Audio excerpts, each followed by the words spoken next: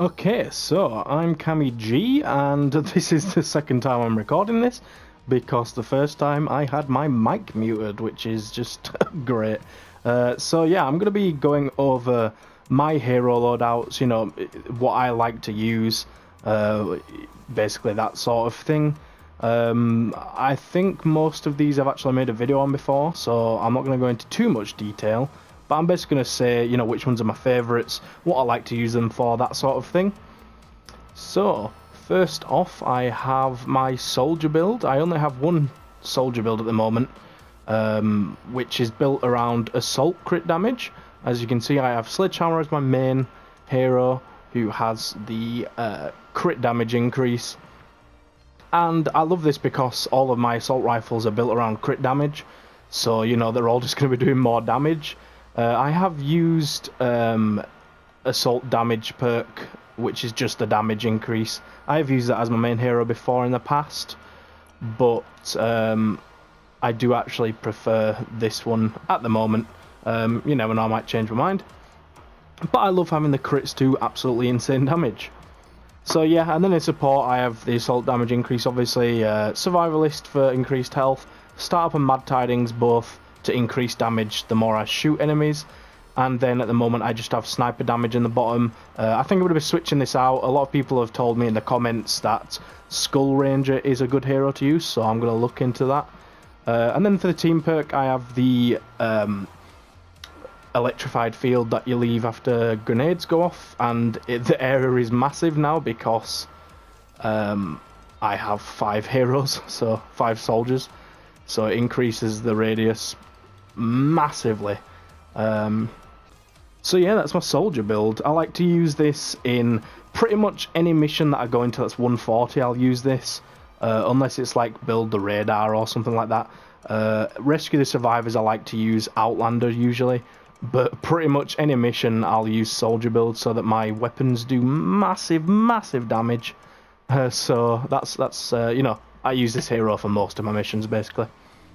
Then the hero that I use for probably the next most amount of missions is my Outlander build. So I've got Cyberclops as the main hero because he makes the Teddy deal energy damage, as well as making energy damage have a chance to zap nearby enemies, which is great because when I use this, I'll just run energy weapons and they'll all, zap every now and again, and it's really cool to see, as well as the Teddy being really powerful. So like I said before, I'll use this for survivor missions mostly. If I go into like a Canny Valley or a Low Twine mission, I'll probably run this because at that point, my Teddy's going to absolutely annihilate most of the husks, so I don't really have to do much. So yeah, and then the heroes that I have in support are all built around the Teddy really, apart from the assault crit damage. I have, damage to the Teddy, regenerate fragments so that the cooldown is shorter, make Teddy last longer, make energy damage do more with abilities so that, the Teddy's dealing energy damage, so it's doing more. That's, amazing. The team perk with this one, I keep switching it around. I don't really have a preferred one. At the moment I heal when enemies are nearby, so that's kind of useful. And then in the last slot, I could swap this out for another, Teddy build hero, like making the eyes shoot beams of lasers out or something. I might try that in the future, I'm not sure. I like having my guns do more damage as well, so, there's the reason for that.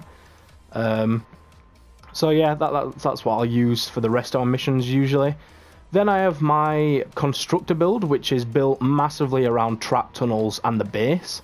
So the main hero is for the durability of traps. This isn't just in your base, this is all traps that you have. So this is perfect for endurance, even the ones that are at the spawn are gonna last 52.5% longer, which is absolutely insane. So I'll use this if I'm doing endurance, if I'm doing war games. The storm shields, I use this. If I do a 140 4 times or something insane like that, which is going to require trap tunnels, I'll put this in and use that. The team perk makes all the traps in the base deal more damage for every constructor. I have 5 constructors, so that's doing absolutely massive more damage. Cannonballs do more damage, so that's not just stuff that's in the base. That's any broadside trap I have is going to do more damage because it shoots cannonballs. The base is bigger with this one. You know, the base slows stuff with this one.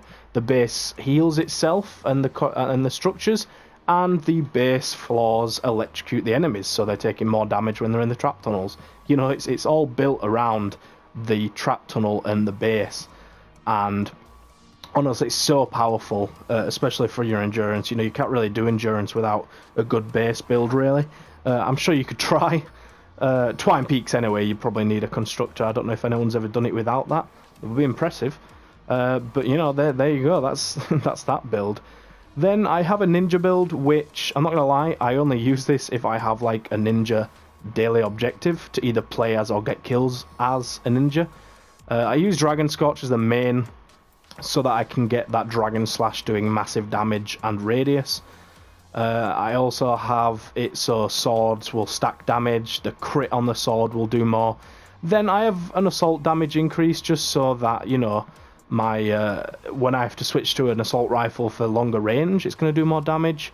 Energy damage zaps, you know, that's just going to make all the energy stuff, because my swords are built around energy, they're going to do more damage. And then survivalist to keep me alive longer. You know, every time I kill one of the little guys, or well, anyone really, but, you know, you kill a lot of the little ones with the Dragon Slash, you're going to heal a lot with that, so it'll keep you alive for longer, because, you know, ninjas have, like, 0 health. Team perk again for this one. Shadow Stance regenerates shield. You know, I don't really have a preference for this. I don't really care about the team perk with the ninja build. I could probably use a better one, but, you know, eh. And then finally I have another constructor build. So this one's built around the kinetic overload, which is when you use a hardware with constructors. If you deal enough impact, you get what's called kinetic overload, and it basically just like slaps everyone around you with damage. And Steel Wool Sid increases the damage of that by 150%. So that's already doing, you know, over double the damage it was before. And then I have the team perk of Kinetic Overdrive, which means that Kinetic Overload basically happens twice. So you're doing, you know, on top of the 1.5 increase, you're doing another 2 times increase. I've got hardware impact increase, so that the Kinetic Overload will go off more often. Crit rating increase for hardware, so that I'll crit more often, which does more impact. And, you know, that's going to lead to more Kinetic Overloads. General damage increase for hardware. Assassination, so that, you know, every time I hit him with the melee, it's going to increase the damage, just so that if I don't get the Kinetic Overload, I'm still doing good damage, you know. And then Survivalist in the last spot, just so that I don't die really quickly, basically. But yeah, those are the builds I have. I only have 5. My favourites are the Soldier and the Outlander. You know, they're just the best for me. I love using those ones. The Constructor's good, you know, I'll use it for endurances and such, like I said. I used to love the Steel Wool Sid build, but in the high levels, it's just not really good enough, so I don't really use it that much anymore. But the Soldier build is just, oh, you know, it's effective in every single area. So, yeah, those are the builds. Let me know what builds you like to use in the comments. Maybe you love using ninjas and don't like soldiers. Basically the opposite of me. But yeah, thanks for watching. I hope you did enjoy, and I will see you in the next one.